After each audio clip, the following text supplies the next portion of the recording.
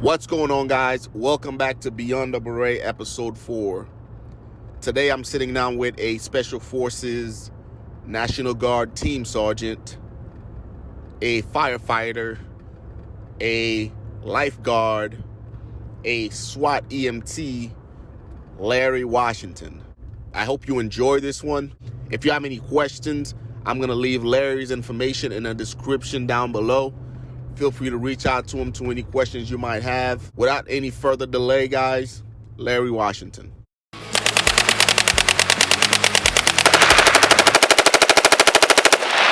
Welcome back to the channel, guys. Today I have Larry Washington, an old friend of mine. All right, I invited him out to come sit down and speak because I've been getting a lot of fucking National Guard questions, right? So I figured I would invite him, have him come over, sit down, and then just tell you his story. And then we'll get into the National Guard aspect of it also, right? So I hope you guys enjoy this one. If you have any questions for him, just leave it in the comment section below, guys, and we'll get to him.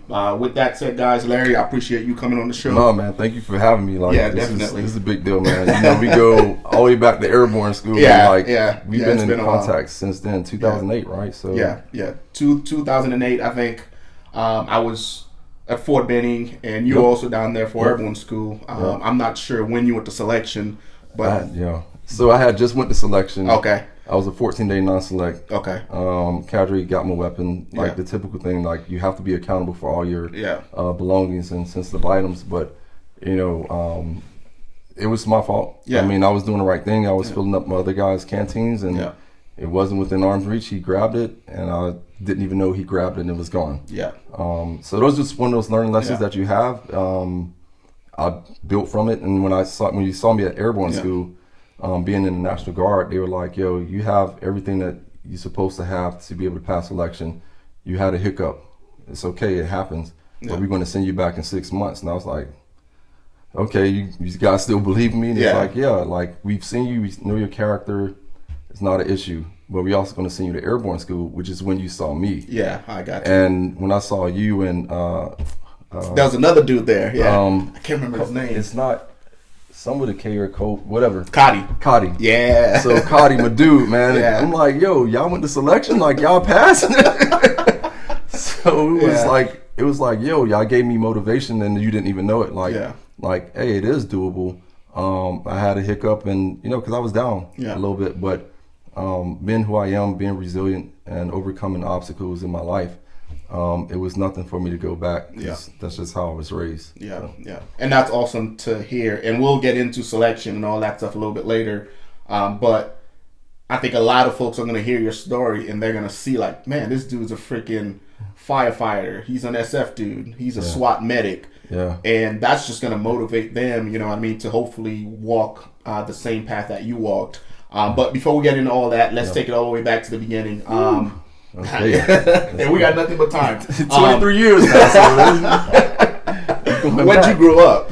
So, born and raised in Miami. I originally lived in Opelika first, then Carroll City. Then I moved out west to Hialeah area. But my whole life has always been in the hood, My mom always put us in summer programs. So, like, for me, I was on the swim team. My sister was a lifeguard, so I stayed at the swimming pool all day, every day, right? It was like a daytime daycare, but I had a lot of fun when I was younger, like it is in the hood. And I tell people, like, my upbringing, both of my parents were pastors. So I was raised in the church, so they kind of protected me from, stuff that they didn't want me to see or listen to. And that kind of molded me somewhat to stay on the right path. It gave me the taste of not wanting to have that type of lifestyle. So that kind of helped out, but it didn't stop me from venturing and making mistakes. Right? Because you get too much protection.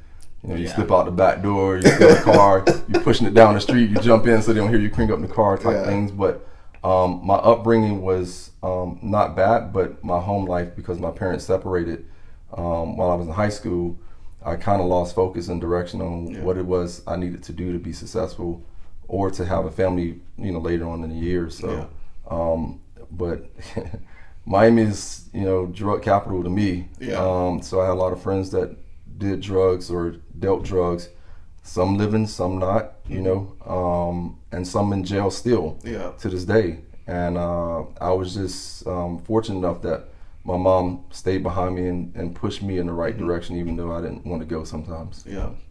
And you mentioned something that's actually very important. Like, growing up around that area, your folks had you in extracurricular activities to keep you occupied, to keep you away from the streets. Correct. Right? And I think that's what's missing in a lot of these kids' lives, right? Mom and dad, some of them might not be together, but they're so busy working a 9 to 5 to put food on the table, like they don't have the time to actually, parent. And that's detrimental. It is. And, us coming up in that area, because like I'm a 70s baby. You'd be outside playing kickball. Like, you could play street football. Like, there was always ride bicycles, go fishing. And today's kids, even my son, I'm like, yo, you got to get out the house. They'll sit in front of that video game and play Black Ops and whatever the other stuff they play, and they'll sit there for hours. And I'm like, you're not really exercising your brain. You're not being sociable. Like, eventually you're going to have to grow up and move out, because you ain't staying here. I'm not staying here. But the society, I feel like, has crippled us because of the advancements in technology. And that's just what it is. But the old school guys, we try to reinforce those things. Been deployed a lot, and like you said, I'm working as a firefighter paramedic. I'm a lieutenant. And being in the National Guard, you kind of become a jack of a lot of trades, a master of none, but you're good at a lot of stuff that most don't get a chance or the opportunity to do if you're active duty. And there's nothing against it, but that being said, there's a lot of benefits being in the National Guard. You get paid, your salary while you're on orders. So now you have 2 salaries and 2 sources of income, which is not a bad thing, and you're building 2 retirements, which a lot of people don't talk about. So very blessed that I chose the path that I chose, and I could honestly say that going Special Forces kind of molded me to be that model person that people will want to hire, and people wanted to be around, and I was motivated. So now, how did you get to that path, right? Because again, you grew up in Miami, folks kept you occupied, you grew up in the church. So at what point, like, did you go to college? Like, at what point did you decide? Like, okay, so 2 of my uncles played in the NFL. One played for the Steelers, and one played for the Dolphins when they were undefeated back in the day.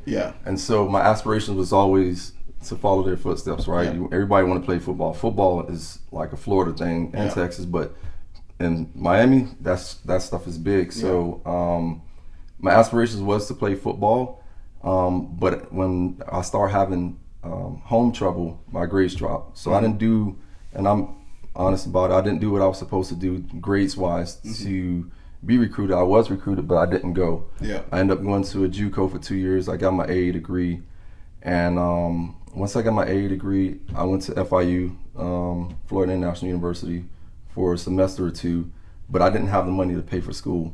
Right, living with my mom, she's single, my dad's gone doing his thing, and she's like, son, I can't afford to pay for your college anymore. Like, you need to get a job. So now I'm working at night, I'm going to school, and it was, I was always a hard worker, so it was nothing for me, but still, it was a strain to work and go to school and not really have purpose or direction as leaders would give you, because my father was no longer in the home.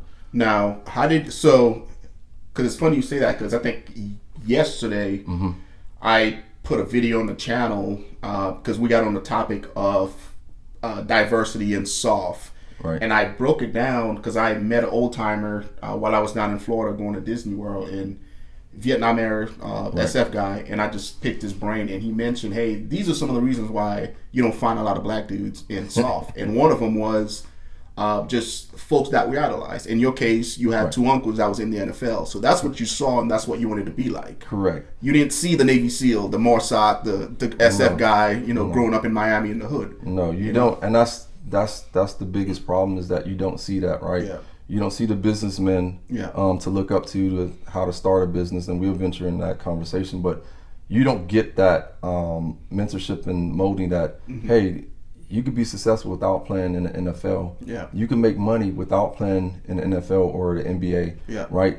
Sports is highly pushed in the black community because that's like the easy button. It's like that if you're really quick good, success. all they see is the commercials, the shoes. Hey man, you could be a millionaire, but that's not the only way to success. Yeah. And that's what the problem is, and that's what they advocate a lot. And so anytime I'm back home and I have opportunity to talk to kids, like I'll go to my kids' school and talk to them and tell them, and they don't know that there's, you know, black special forces guys, and not that that's a big thing, but think about when I went to selection, it was like 300 dudes and 10 of us were black. Yeah. And then by the end, we were down to about 112-ish, and only 2 of us got selected. Yeah.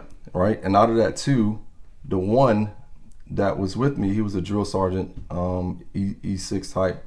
He didn't make it through the course. So you figure out of 300 dudes, it was only 1 of us that graduated through the pipeline, and that's our reality, right?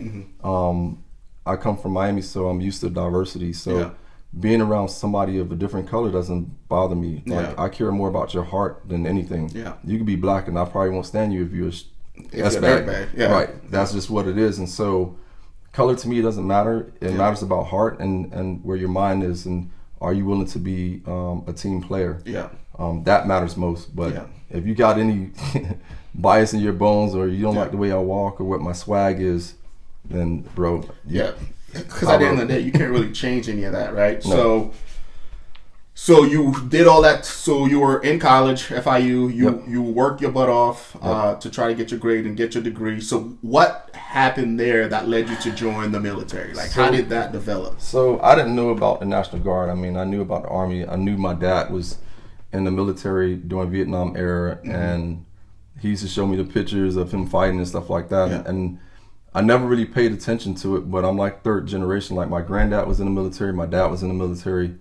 He passed away right before I graduated the Q course, and then now I'm in the military. So when you look from my lineage, I didn't even realize how much military I actually had in my family on both sides of the spectrum. It was just almost like, you know, a thing that was going to happen without me pushing for it. But to go back to your point, my mom was like, "Hey, I think this National Guard thing, they pay 100% tuition. So you go to basic training, you know, you can have money for school." And I was like, not only I can have money for school, I get a bonus, which was only $3,000. It wasn't nothing, but it was enough to move out of mom's house. I was like, yo, I need to get up out of here.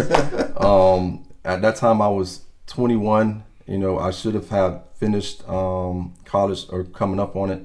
I had a buddy that I went to high school with. He had just got drafted to the NFL. So I'm feeling like, yo, I'm way behind the power curve as far as starting my career. And you know, how hard was it for you to make that shift of wanting to be an NFL star, watching your buddies make it, and now you're joining the military? That's like a complete freaking 180, essentially, right? Yeah, and it is, but like because of, you know, the lack of direction, lack of mentoring, lack of coaching in the home, and you know, not that my mom didn't instill some good habits into me, she still wasn't a man. Yeah. Right. So I figured I had to go somewhere to learn what mental toughness was, what discipline looked like, what being on time looked like just being a model person. Right. So, you know, at first I was like, I'm not going to the military, but as I thought about it more, I'm like, that's exactly what I need to kind of catapult me in the right direction. And I ended up joining in 1999. Yeah. And I'll tell you, it's been probably the best decision I've ever made in my life, because I never looked back. I just continued to grow, to mold into the individual I am today with all of my upbringing and you know, the courtesies and not really looking down on people. Like that directly translate in the SF realm when you're going to these you know, third world countries and people don't have what we have. I didn't, you know, and not, maybe it's the Christian background of like having a heart for people that's struggling or don't have as much as me. So I'm able to resonate with them because they see the purity in my heart that I do want to see you do better and get better. So, and a lot of guys, a lot of people, society today, like right, they sleep on the military, and I can get very passionate at times on the channel regarding the military because again, I know what it's done for me. You know what it's done for you, and I understand folks join for different reasons, right? But for example, when I joined, I wanted to be a New York City cop, right? I went to college for one semester. I had a 1.5 GPA. I was like, you know what? This college thing just isn't for me. Right. But I spoke to the police recruiter, and he was like, hey, you either have 2 years worth of college or you have military experience. So my initial thought wasn't to, come in and be special forces and do 20 plus years. It was to go in, do 2 years, get out, and go be a New York City cop. That was my plan. But as soon as I joined, it quickly shifted to something else because I saw how awesome the military was, right? That worked for me, just like you had plan of just, joining for college, and then next thing you know, 23 years in, like you're sitting Deep here. in it. Exactly. So you're 21 and now you're joining the military. What MOS were you? So, of course, me being from the crib, as we say, from Miami, I like guns. So I figured if I was going to do something, I wanted to learn how to protect myself and my family. So out of all the, MOSs I could have picked, my GT score was high enough to be a medic or whatever it is I want to do, but I picked infantry. Okay. Because I'm like, I'm a football player. Like, what does the tough guys do in the military? I want to do that. And in my mind, my infinite wisdom, it was the toughest thing to do, and it was the shortest amount of time so I could get back to college, because I still had aspirations of wanting to do the walk on, even if I was a little bit older, but like I had aspirations to do that. So I picked infantry as my first MOS. So speak to the psyche of that real quick, because again, you and I have been around for a while, and you see all the support MOSs, they're predominantly black, and here you are joining as infantry, putting you on the front lines. When I joined, I was combat engineer, which at the time it was combat MOS. It was a combat MOS. I was looking for IEDs and all that stuff. So what made you, pick infantry as opposed to a cook or 41 Alpha? Because again, nothing against the guys that are doing that right now, but predominantly that's where you find your highest concentration of African Americans. So and the reason for that is, like, even my mom, she said, why didn't you pick being a mechanic so you can learn a trade? Why didn't you pick this so that you could have I wasn't thinking along those lines, and truth be told, a lot of guys did that because they were looking to the future. I wasn't really looking that far in advance, and not that infantry is a bad place to look, because I also want to be a cop, but like I was fascinated with weaponry and stuff like that. But when I talk to even my counterparts on the civilian side, like, they like, Larry, boy, I ain't running that long. Like, that's too, like, they would do it for football, but their motivation isn't like in the corporate world. It's not in the military to advance themselves. So a lot of it is upbringing, man. Like, my parents didn't let me quit on anything. They pushed me towards the toughest route because they wanted to build that callus to be able to endure life. And some people, they just, let's be honest, they want the easy route sometimes, and nothing against them. Or they picked it because that's something that they want to learn and then use in the future. So I think that's, a lot of times you see that, but a lot of it is, for lack of better words, like the easy route, right? To, hey man, I ain't got to down the front line and put my life at risk. Whereas coming from an athletic background, playing football and stuff, like, that's where you want to be. You want to be where the it is, right? So I think it's a mentality, honestly, in some of the homes. But if the home is broken and they don't have, somebody to push them, then that's the path. They're going to go to the path of least resistance. And so that's why you see us, and it's a lot of talent sitting in there. Oh yeah, dude, a shit ton of talent. Like, I mean, basketball players, but like, I don't know in America how that happened. Like I said, it's probably upbringing and where you come from. But the mentality is, nah, man, I ain't getting on the front line. I'll go gang bang, I'll go sell drugs, but I'm not going to pick infantry. I don't understand it makes no sense to me, but I don't understand it. I just do the best that I can to show this generation, like, hey, you can do this. Like, we're out here, dude. We just did it. Right. You know what I mean? And it's fulfilling knowing that you are performing at the highest level, right? When wanting to be an NBA star or a football star, when you get the highest level is the NFL. If you're going to be in the military, the highest level is special operations. If you're going to do it, why not do it? This is the NFL of the military. Exactly. Only if we lose, we die. Right, 100%. Yeah, you don't go home after the game. So now you're 21 and you're 11 Bravo. You just signed your contract. Got your $3,000. Fort Benning basic training? Yeah, so I went to Fort Benning, Charlie Rock 254. Yeah. Oh yeah, that was the place, Sand Hill.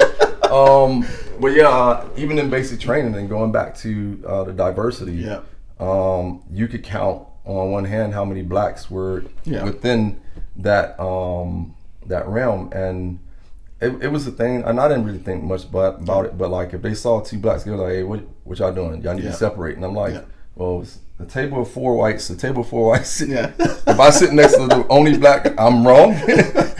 But it was a thing, and I think the point they were trying to make is it's like diversify yourself. And looking at hindsight, you could have taken that the wrong way, like, oh man, like you ain't saying nothing to them. Yeah. Like, why are you saying nothing to them? But they're trying to expose you to come out of your shell, because it is predominantly white, and you're going to be working with white counterparts, and you have to be able to understand the culture, because we both have like different cultures when it comes down to how we handle business and how we address issues, because how you address it in your home and how it was addressed in my home. Completely so different. Now we have to kind of merge those cultures together and still get mission complete. So, and I think it's interesting that you say that, because I've spoken to other folks on this show about when they saw like a group of black dudes together, and they would point them out, like they would take it the wrong way. They would be like, yo, like other folks are working together. But another way of looking at it is, hey, maybe those instructors, those cadres, they're trying to get you to leave your comfort zone, your little group, and go interact with the other students that are in the class, because they want you to be diversified. They want you to see other people's opinions. So I like that you put it that way. Now, basic training itself, I know when I went to basic training coming from New York City, I still had that hood in me, right? How was that for you going through from Miami? Man, so just like thinking about New York, right? Like I'm wearing boots, so I'm trying to wear them like Timberlands. I'm trying to style, just on like, hey, private, take that pimp out your walk. I'm like, I want to look like, I got some little gangsterish to me, because I didn't understand, I wasn't indoctrinated yet, right? So like, there was a lot of isms about me that was totally wrong. And being in the National Guard, I actually was able to drill with the unit before going to basic. Oh, nice. So of course, like I go to the unit in civilian clothes, they give me my uniform, like, hey, we got drill next month in October. This is the uniform you go wear, this, and I was like, oh man, this is cool. So only really military movie I saw was MASH, and they always had their stuff shit open. So guess what this dude does, right? And I didn't have dog tags at the time, so I had my gold chain. Right? I didn't have my boots laced. I had a gold tee. I mean, just ate up. I didn't realize they let you guys do drill without even being like waiting on to be shipped. Basic and IT. And that time counts, and that's why I didn't ship off the basic until February 2000. But I signed in October. But because all the classes were filled, that was the closest date I could get. So back to the story. I come in, blouse open, boots not tied, got it like, flared out. Well, I'm doing it, but I'm looking like, yo, why they got they boots tied so tight, And I remember, and I'm gonna say his name because I don't care. That's my boy. He works at Southcom right now. Sergeant Garrison was the first like black E6 that I saw there. There was a couple of blacks there because it's Florida. It was a little bit diverse. We had a lot of Latinos and blacks and whites there, so it was diversified. And when he saw me, he immediately was like, hey, where you going? I said, no, they told me to show up, so I don't know who I'm supposed to report to. I'm here. So he was like, okay. He looked up and down. He was like, follow me.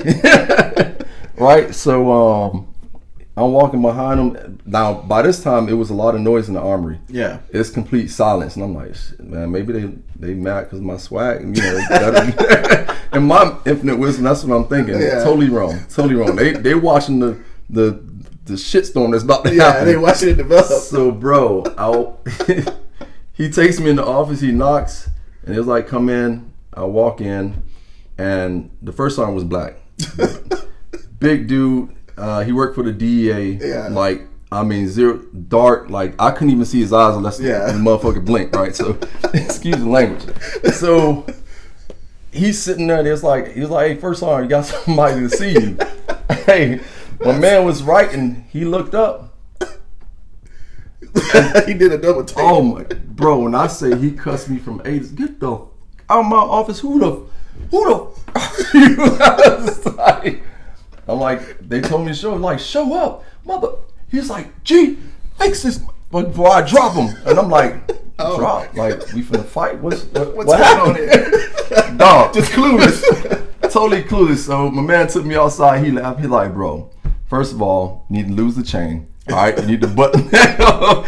You need to tighten that up. And he's like, oh, by the way, you need to shave that stuff off your face. I'm like, yo, I just got a cut. He's like, I just got a cut. He's like, I don't think I like this army like, stuff bro, anymore. Do you want to go deal with that in there? Yeah. I was like, no. All right. You said shave and button this up. Yeah. So that was my introduction to, or getting somewhat indoctrinated and then going to basic. Obviously, still kind of had that city mentality. Sleeping on the field, I didn't know we did that. I saw the pictures, but I didn't realize, like, you're going to be standing out here for days? You actually go out and do it? Hey, man, I couldn't sleep when we went to the field. Just mosquitoes Oh, everywhere. my goodness. But it was definitely groundbreaking because we city boys. Like, we don't sleep out in the woods. Like, there's houses and stuff you can sleep in. Like, so yeah, it definitely was a hard transition, but a much needed transition. Yeah. And mentally, I was ready for that transition because I'm like, yo, I'm here, so I have to finish. And my mom always told me, if you start something, you finish it. Yeah. And then if you decide not to go back to it, that's on you. Yeah. But if you start it, you finish it. Yeah. And so that stayed with me over the years through all the adversity of, going to selection and the Q course was, hey, as long as they say I come back, I'm coming back. Yeah. To finish. As long as I can look up, I'm getting up. Yeah. So that was my mentality. And basic training, it was easy to me, man. Like, I had fun. Yeah. It was weird. I missed home a little bit, but I mean, I was out there gunning. You couldn't tell me nothing. By the end of basic training, I thought I was Rambo. Yeah. You know what I mean? Like, we had the 60s back then. We didn't have 240s for the young cats. We had 60s. Yeah. And I used to rock that pig, man. Like, it was fun, man. Yeah. Basic training was fun. Learned a lot about myself. Learned a lot about the military. Mm-hmm. And then at that point, I kind of, like, wished I went active duty because I seen guys like, oh, they going to Fort Hood. Yeah. They going to the places that we sung about in the Catons. And I'm like, well, where am I going? Fort Living Room. So my dude like, you going to Fort Living Room. This doesn't apply to you. Yeah. And I'm like, what, I did something wrong? Yeah. But they absolutely enjoyed me. I enjoyed basic training and went through it without any issues. Yeah. And AIT was also there, right? Yeah. That's AIT is attached to the whole infantry course. I think it's like 2 weeks after you complete your 14 weeks or 13 weeks or what have you. It was real quick. We did a 24-mile ruck march at the end, which I heard they took it completely out of infantry. So, but yeah, I went through when it was tough. Yeah, the last tough a little bit last tough class. So you've graduated. You got your blue cord. Yep. Now you're back in Florida, back in the same community. Yeah. How was that, man? Were you able to stay task focused as far as staying in school, get everything knocked out, or did you find yourself drifting back to friends? Like, how was your stay at the National Guard? So, coming back from basic training, I was motivated. Like, I'm not even gonna lie. Like, I looked at the world completely different than when I left. And school, yes, was a part of that transition. Like, I could go to school, get paid to go to school, get the GI Bill at a time. And, I think I graduated around May of 2000, something like that. So I went to school for 2 semesters, right? So, as you know, September 11th happened. Yeah. And I was registered to school. I was still in the National Guard, still pushing. I was trying to get hired with the fire department. At the time, I was a aquatic supervisor. I was a lifeguard, but I managed like 4 different pools in Miami. So, unbeknown to me, I didn't know swimming wasn't a thing for blacks in the military, but whatever. That's another conversation. But yeah, so I jumped immediately into that. in the transition of applying with the fire department, and 9/11 happened, and they activated all guardsmen to protect the airports. It was Operation Safe Skies. So for 6 months, I worked at Miami International. I was actually working my civilian job and working at the airport because we could pick our shifts. So I picked night shifts so I could work day shifts. So I made some good money. You know, so I made some good money during that time, and I was like, yo, this is the life. Yeah. And then we did all the way up to 2002. And then there was rumors of war about to kick off, right? Yeah. You already have Afghanistan kicking off, but then you had the WMD, right, with Iraq, and there was rumors that we might get deployed. So I'm like, yo, I don't want to start school and then stop and then have to deploy. Right. So I think that December drill or that January drill, because I took a semester off because I was like, yo, I need to prep myself for whatever's coming down, because a lot of stuff was happening. And sure enough, January 16, 2003, we got our MOB orders to go to Iraq, and I was like, there goes the neighborhood, right? Yeah. Neither here or there. It was, I think I was like 25 at the time, and man, the longest deployment of my life, because we didn't have an end date, and anybody that was during that era knows that there wasn't a plan to sustain years and years of occupation. Of combat, yeah, man, and we're doing a humanitarian effort where we're getting in gunfights all the time, and I'm like, you know, it was I went from boy to men, right, and I learned who I was, and I learned who leaders really were, whether they were strong or weak. And what I realized is that you know, you never know what you have until you're put to the fire. And we were put to the fire. We were tested in many ways than I can even explain. We didn't even have plates. We had frag vests. I remember the frag vests. and then we laced the deuce and a half with the frag vest to protect us from what? So at what point, because you said you went from boy to men, like at what point did you notice that switch? Because leading up to that point, you're on your first deployment, right? And then you start getting into firefights, right? You start losing buddies. Right. At what point did you like, holy shit, this is the world, like this is real? You know what I mean? Man, there's a lot of different things that transpired before that. Even with watching my team leader check my squad leader, because he came from Ranger Bat, and he just felt like we were all nasty girls. So his thing was to smoke us and embarrass us. And you know, I'm big on, like, if I put my pants on the same way you do, like, treat me, I get that you outrank me, but treat me with some respect. We're busting our behinds for you, doing all this stuff, and then you still crapping on us in front of the audience. So it was like 20 degrees. I'm in Fort Stewart for pre-deployment. We're getting the dog crap smoked out of us, and at some point my team leader got up and said, F that, you gonna have to fight me, yo. And I was like, what just happened? Especially there's no, like, normally when you smoke somebody, there's a point you're trying to drive across. Right. Or you're getting down with them to show that you could do it also. But when I saw him stand up, because he hadn't done that the entire time, we just used to get smoked.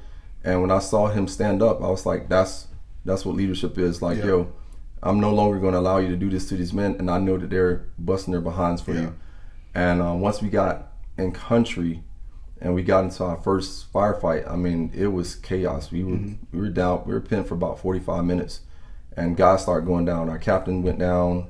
Freaking my buddy that stood up to the guy, shrapnel to his neck. He's running towards me, and blood is spurting. And at that point, I froze. I'm not even gonna lie. Like, I was just like, shit just got real, right? And it's like, Larry, help! And I was like, put my hand over his neck. I wasn't a medic at the time. I was I even with the fire? No, I wasn't with the fire department yet. But because I did CLS, Combat Lifesaver class, you knew what to do, apply pressure first, all that stuff. So I remember sitting there and his eyes were rolling, and I was like, yo, like, don't die on me. You know what I mean? And he eventually, like, spit up some blood, and we were still pinned. So I'm in the house we hit. I'm in the little, you know how Iraq is, they have like the little gates. So I'm in there, like, treating him. Rounds are still going off, rounds are skipping around us, and then I just hear this boom, and I'm like, what the fuck was that? So one of our guys shot an AT4 at the building, went cleaned over the building. So I'm like, yo, what happened to, you think about back blast area clear. No, this is combat clear, right? So like, they're not going to tell you like, hey, what he's going to look and he's firing because you want to defeat the enemy. And so we were pinned pretty good, and the enemy shot a flare at us to see where we were at. But what they didn't realize, we had another AT-4 ready. Guy from Ranger Bat, not my squad leader, a different one, man, put the round right in the window. Nice. Whacked 7 dudes. They was like, mount up, let's go, let's go. So did that one guy ended up making it? Yeah, so my friend, he ended up making it, and he walked around like that. Shrapnel moved around his neck the entire time.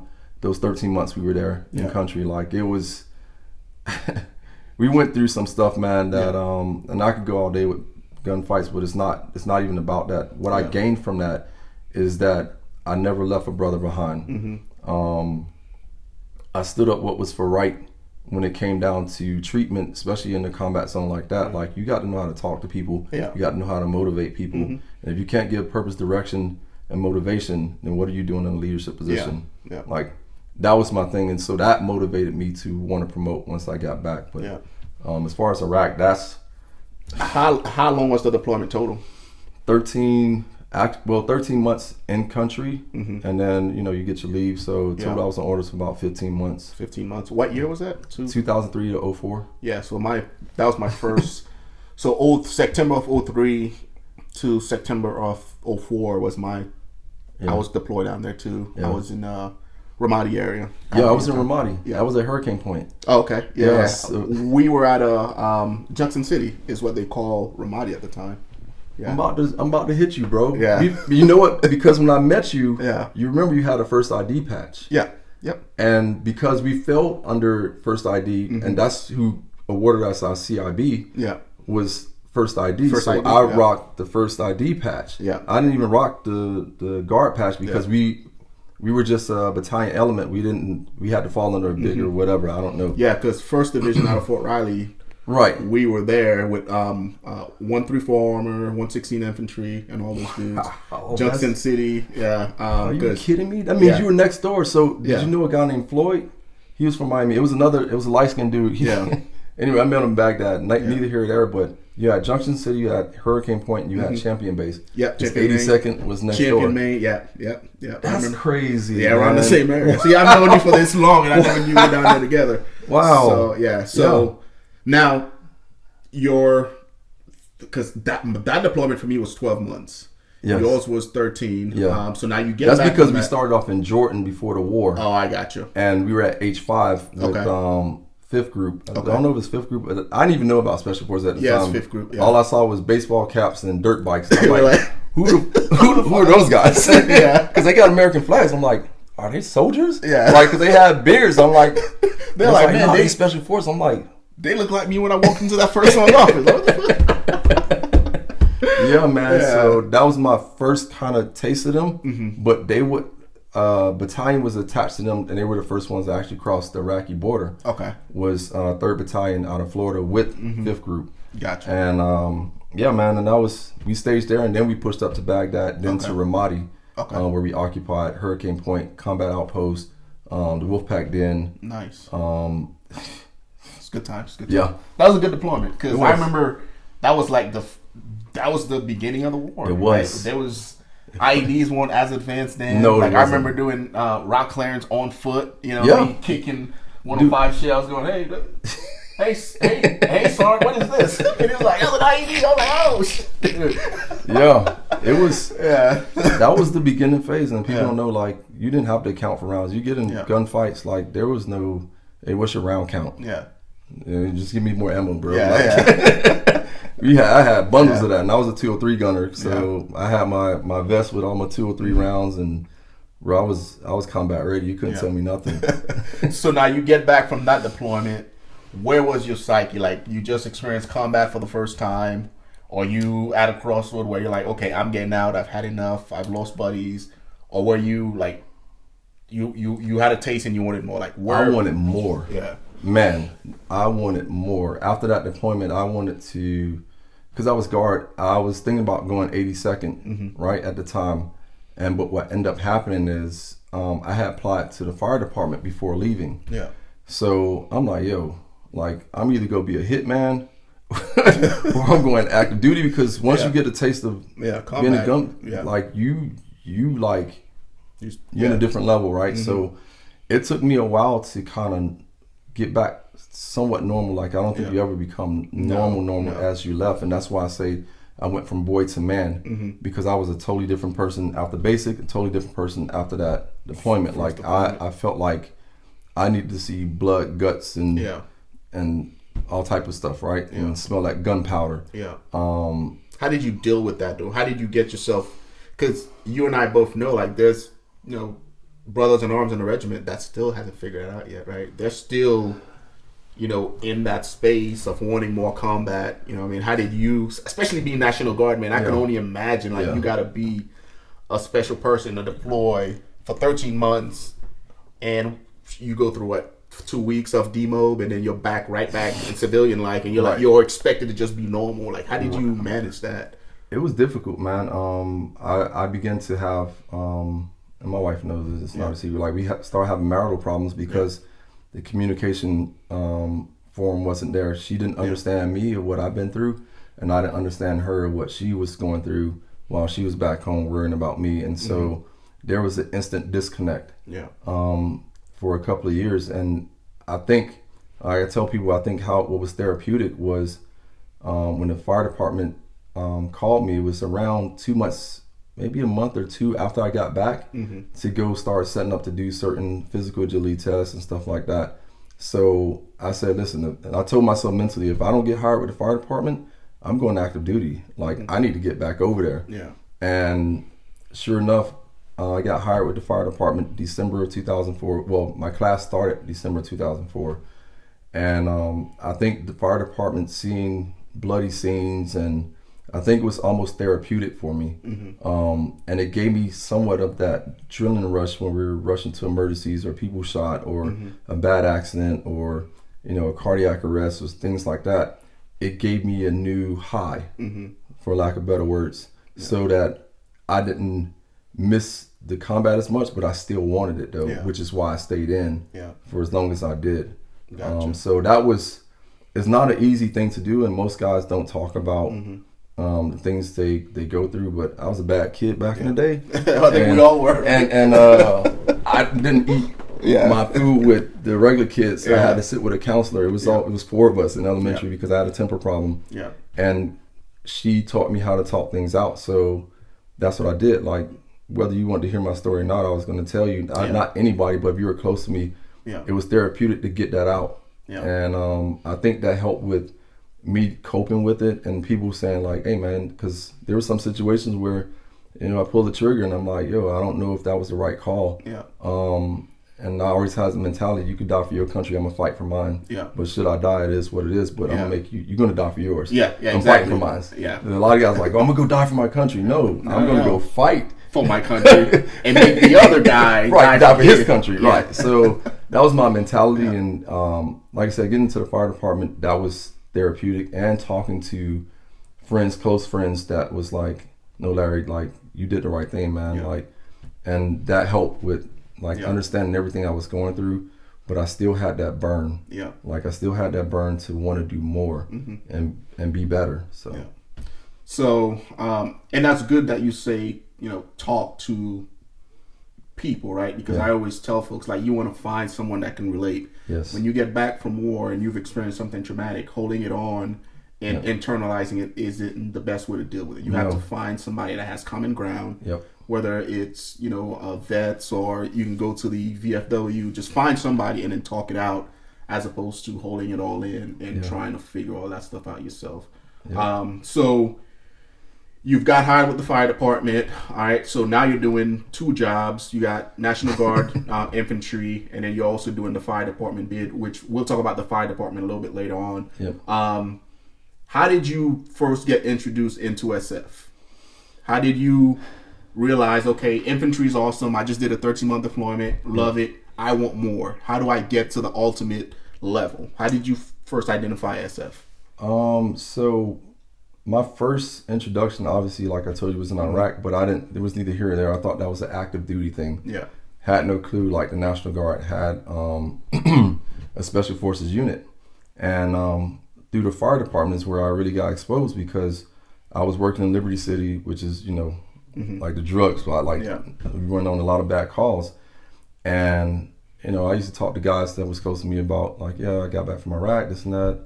And it was like, well, we got a special forces guy that just got back from Colombia. And I'm like, Colombia? Like, what the hell is going on in Colombia? And I'm like, this guy must be lying to them, because to my ignorance, I didn't know that 20th Group was there and that they were doing stuff. And again, it comes back to exposure, right? Right. It came to exposure. So when they told me about him, I was like, I seen him, but he don't look like he's military. I'm like, well, let me go. And I talked to him. He told me, like, I'm in 20th Group. He was a Delta. And it made sense for him to be at the station he was at, because you're going to get a lot of trauma. Yeah. So that in turn keeps his skill set up. But he was like, yeah, man, I heard a lot of good things about you. He's like, maybe you should try out. I'm like, me? I could try out. Like, me? Yeah, like I didn't think that I had what it took to do it, but I wasn't afraid also of not trying it. So he was like, yeah, man, if you want to start like working out, like I could point you in the right direction. You contact this person. So me and my buddy that was in infantry, because we were like we were like the spearheads. Everybody followed us because we were the rabbits. Yeah. And I say, yo, I'm tired of this infantry stuff. Like, let's go be special forces. He's like, where you special forces? What's that? And I'm like, yo, man, like they got a guard SF. You remember the guys in Jordan? He's like, yeah. I was like, yo, they got a tryout in Ocala 3 months from now. And the guy at my station, he said that he'll train me up to go do it. So he was like, and I knew my boy. He's like, fuck, let's go, let's do it. And so we both went there to try out. It was supposed to be 40 people there, but only 3 of us showed up, and only 2 of us passed the actual PT test to get pushed out. And so my reasoning for going SF wasn't just because it was special forces, but I said if I'm going to stay in past 10 years, which I was kind of pushing that threshold, that I wanted to be a expert at my craft. Yeah. And I didn't think I was going to be able to get that being in the infantry. And so when I saw it was a cadet who was a lone tabber, and he knew everything about the weapons. He was also K9 unit, so I got 2 exposure at the same time. Like, I'm definitely doing that. Like, he's a radio guy. He know how to work a 240. Yeah. Like, that was foreign to me, because that was my ignorance to what SF was really about. And then that's when I started reading up on and seeing the history and seeing the weapons sergeant. And, like, they're experts at their craft on multiple different weapons. And I was like, yo, I need to do that. Yeah. Like, and so that was my motivation, because I wanted to be better. Yeah. I wanted to do something that I could be proud of. I could look back on my career like, yo, I did that. Yeah. And not for bragging rights, but for my own personal goals and dreams. Yeah. And so, because you can't really do that, like compete at the highest level for other people. Because if you're doing it for other people along the way, you're gonna hit that wall and you're gonna lose that motivation. Before we get into selection and SFRE, do you have any? Because we've covered a lot so far. Yeah. Do you have any advice for the 18, 19, 20-year-old Larry Washington that's currently in Miami trying to figure out exactly what they want to do with their lives? They're trying to get to the NFL, to the NBA. They're hitting walls. Like, do you have any advice for those kids that looks like you, that's in the same city as you, or just anybody in general that wants to do something like you've done? Right. So I'll equate to what we kind of covered at the beginning, which is you don't have to be a football player to make it. Yeah. Like, you could be a doctor, you could be a mechanic, you could be whatever it is, a lawyer. Like, don't let like society and the culture that you're in box you into just those variables and those only exits out of the hood or exit out of poverty. There are so many options for you to do. Yeah. And if you are a go-getter that is not afraid of failure, because that's the big thing, like, don't be afraid of failing. Like, if you could get up, if you look up, you could get up. And that's the mentality you have to have. But if you're one of those guys and you want to be a perfectionist at your craft, you want to be around the elite, you want to be around people that take their job seriously, like, this is the place to do it. Yeah. Like, you have that in the infantry, but it's far and scarce, right? But in the SF community, you got guys that really take pride in their job. And that's what I can appreciate, because I don't have to worry about if he's doing the right thing while I'm doing that. I know he's doing the right thing. And so join an organization like this, I promise you, yes, tough, but it is doable. You see me, you see him. We are living examples of perseverance, resiliency, and just overcoming those obstacles and having that why. Don't do it for your mama. No. Because you go reach that wall. Where you're going to go back to your mama. Yeah, you're going to go back to mama, right? But there has to be a deep burn inside of you that says, I won't give up. I won't quit. I'm going to persevere until you tell me no and you close the door and lock it with multiple locks. Then I can't come in. But until that day comes, if I could turn that knob, I'm going in. And so, my advice is, I'm in Florida. At some point, I'll put my email down. They could email me and stuff like that. But I got a lot of tips. I mean, big city, I'm rucking down. Just 195. And people looking at me like, what the hell is he doing? Right? Because it's a city. That's not a military environment. So when they see somebody running with a ruck and black at that, they were like, what's going on? David Goggins up here on the people just say, yo, man, I saw this crazy motherfucker running out. Like, Larry, what the hell you doing, man? It's like, yo, I'm trying to go special forces, man. Like, I was about that life. Right? And I was determined, man. So if you feel like you're not going to be determined, by no means don't get pushed into this environment. But, like, if you really feel like this is a place where you want to be around professional men, that smart guys. Like, I've never been around so many smart guys where you just feel like, I am not the smartest person in the room. And that's what you want, right? You want to be around folks that are smarter than you. Right. So you can elevate to their level, as opposed to being around folks that are just as smart as you. Right. Or even, subpar, dumber. Right. Now you have to pretty much go down to their level. There you go. Know what I mean? So I agree 100%. Great career. Yeah. Oh yeah. Now let's get into special forces, right? So you've identified that you want to go down that path. You tried out, and it's at this point you and your buddy, right? That made it past the PT test and a few other events. So after that, and I think I had been to what is it called, Lord? WLC. It used to be PODC. I was undergrad in WLC, so I did a little land nav, but not to the level that. So now, did you have any issues getting to selection as far as GT scores and all that GT stuff? Score. All my I was in college, man. So when I took the ASVAB, I think I scored 88, and my GT score was 120. So I was good on my scores as far as going in. That's why they were like, "Yo, come in quick," right? But I didn't have any hiccups there. What I lacked training in and experience in was managing a ruck, because in Iraq we just wore our vests and stuff. Packing rucks wasn't it is an infantry thing, but I didn't really know how to pack a ruck. I just had a lot of pokey bacon stuff in there and didn't pack it right. But so now did the National Guard did they teach you how to do that before you went to selection? Yes. So that was the blessing, right? That these guys, they know we guard guys, they know we don't get the exposure and training that some active duty guys get being in infantry. Doing it every day and stuff like that. So some of those skills are just not there, right? And not that we don't know it, but it's not refined.